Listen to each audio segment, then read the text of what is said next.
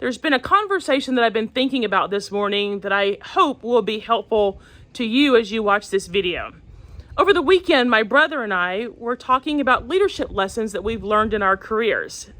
He comes from a business background as a small business owner, whereas I come from more of a legal, government, sort of corporate background. And so we're constantly always sharing ideas and thoughts, and we constantly sort of serve as each other's sounding board.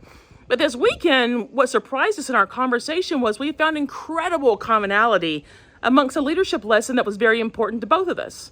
And that lesson is owning it. If a situation occurs, own it. If a mistake is made, own it. Doesn't matter who did what, don't try to explain it, just own it.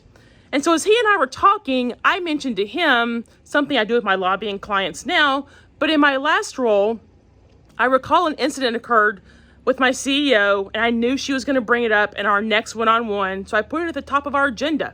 I was ready to proactively take it head on and diffuse it so it didn't become a problem. So I remember sitting down in her office, and literally she said, "Let's get started." And I said, "Great.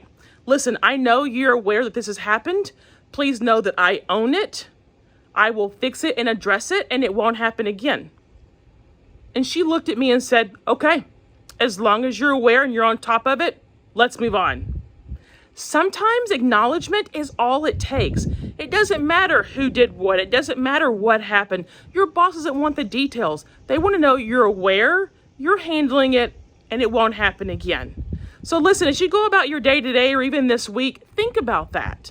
Mistakes happen, situations happen, you can't avoid them, but how you deal with them reflects a lot on your character, both in your role, but also if you're a leader as well. So I hope this is helpful. Have a great afternoon, get some fresh air. Talk to you soon.